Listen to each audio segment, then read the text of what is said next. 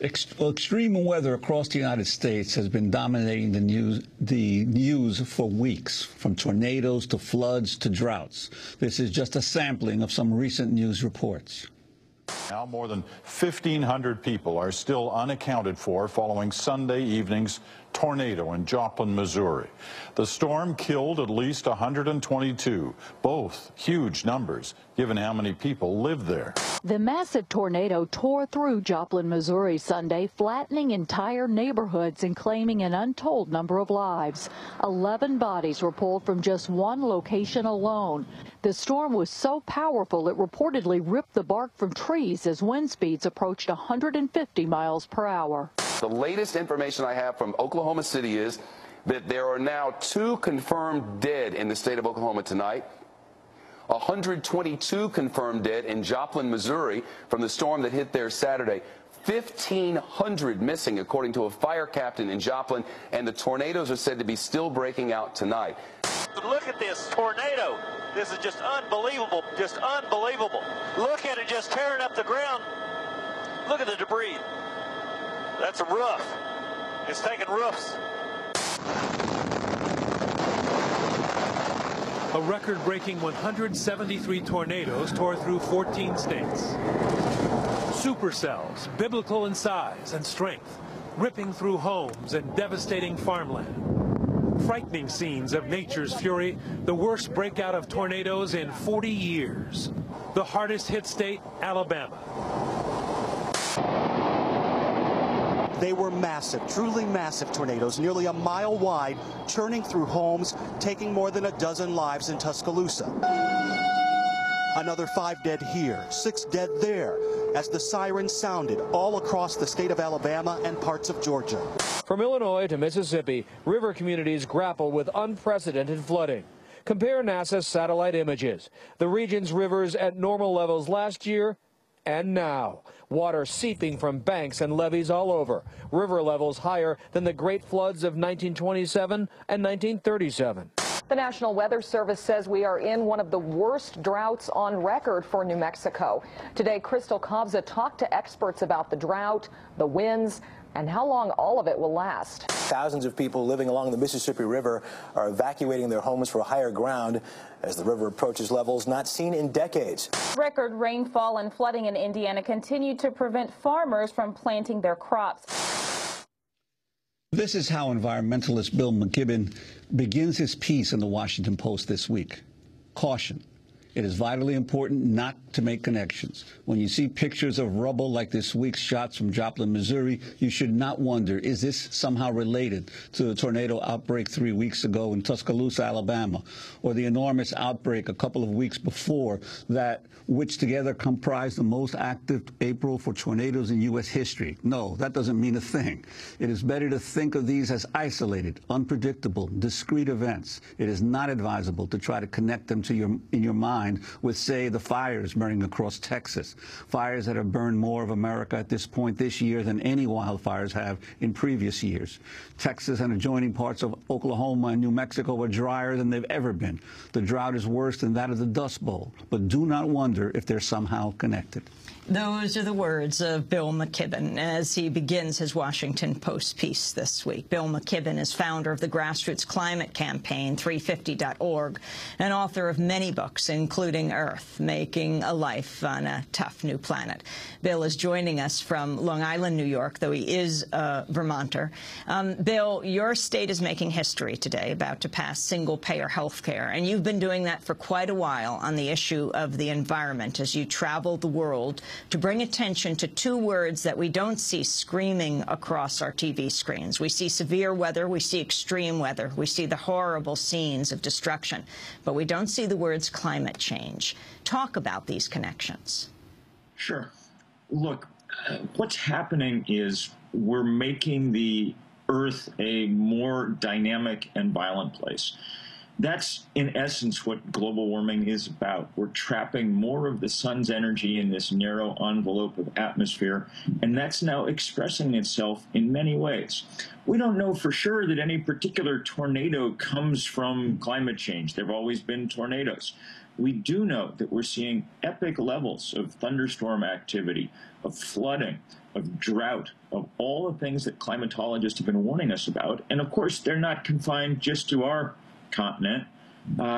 Even in the last week, the Chinese have pointed out that they're suffering through the worst drought in the center of the country that they have on record. In Colombia, the president went on TV last week to say, we've gotten so much rain in the last year, it's washed away so much of our infrastructure that it's as if we haven't been doing any development work for the last 10 or 20 or 25 years. The scale of this stuff is immense. And as long as we just think about it as just a series of one-off isolated disasters, we probably are not asking ourselves the most important questions. What can we do to stop this destabilization before it gets much worse?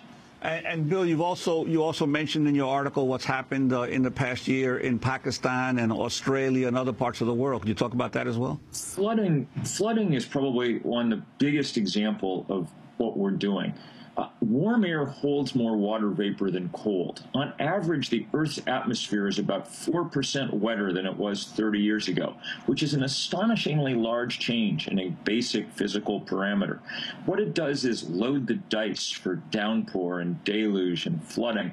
And one country after another has been crapping out in the last year, throwing snake eyes. I mean, you saw the pictures from Queensland in Australia, because Queensland in Australia has a lot of white people and TV cameras.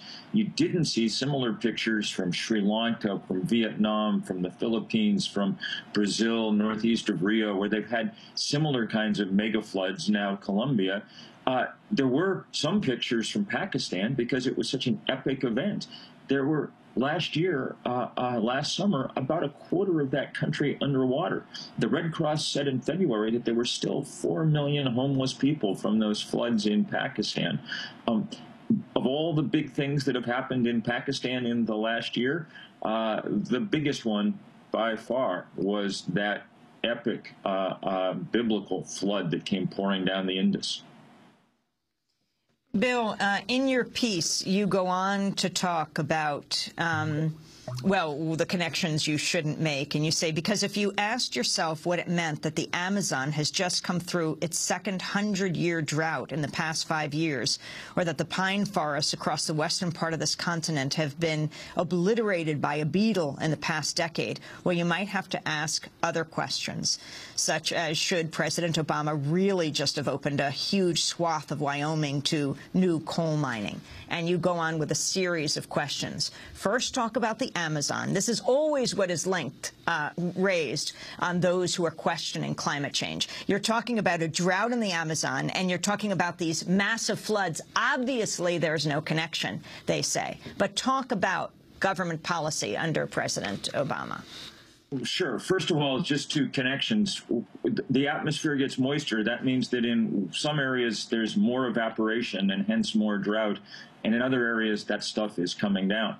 Now, to President Obama, look, the guy has done a better job on climate change than George Bush. That's not an enormous claim to make, but, happily he's doing something. He's also doing a lot of things that are very, very damaging. He's opened this vast swath of the Powder River Basin in Montana and Wyoming to coal mining. The early estimate is there's enough coal there to be at the equivalent of having 3,000 coal-fired power plants running for a year. His administration is currently considering allowing a permit for a huge pipeline across the center of the country that will run from Canada, from the tar sands in Alberta, down to refineries in Texas. That's the equivalent of lighting a fuse on the biggest carbon bomb on the planet. So we need the president and the rest of his administration to focus a lot harder on climate change. It's nice that they've talked about green jobs and so on and so forth, but we need them to understand that global warming right now is the most difficult problem that we face, and we can't do anything that'll make it worse.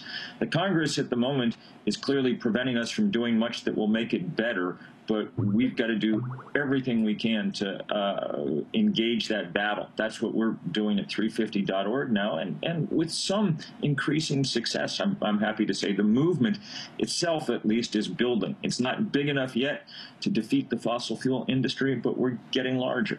Well, Bill, you mentioned Congress, and yet this spring the House of Representatives voted by a 50-vote majority against a resolution that says climate change poses a significant risk to human health.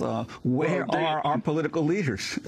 They were more. I mean, they voted by that 50 votes to basically say that climate change wasn't real. I mean, we're entering one of those moments, you know, it's like Lysenko in the old Soviet Union or something, when there are too many people willing to believe that their ideology can trump physics and chemistry.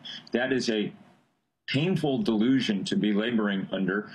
It's one that we won't labor under for very long, but these are crucial years, and really, really have to engage this battle. By that, I mean, since we're never going to outspend the fossil fuel industry, and that's what owns Congress, we're going to have to figure out some other currency to work in. It's not going to be money. It's going to be bodies and creativity and spirit.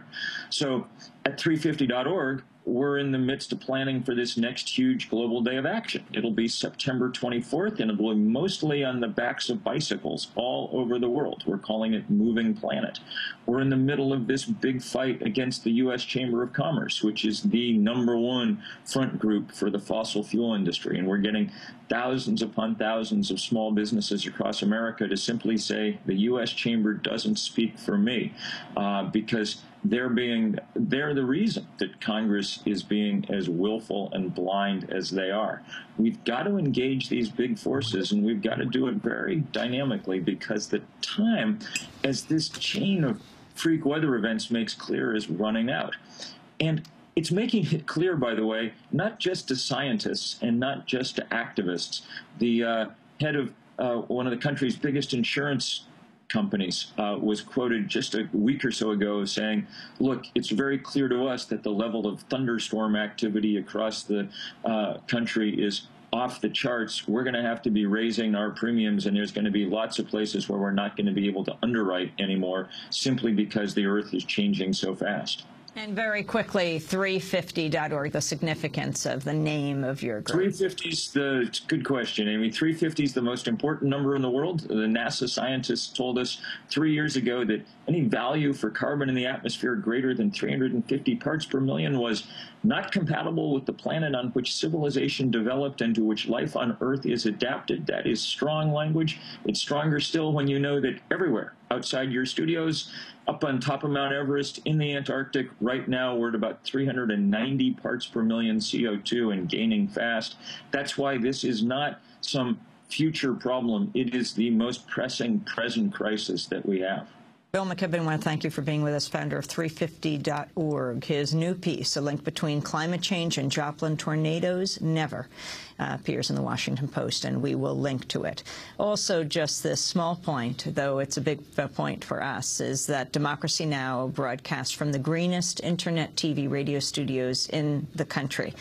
We've gotten LEED Platinum certification from the U.S. Green Building Council. It's the highest level of green building that can be done in this country. This is Democracy Now!, democracynow.org, the War and Peace Report.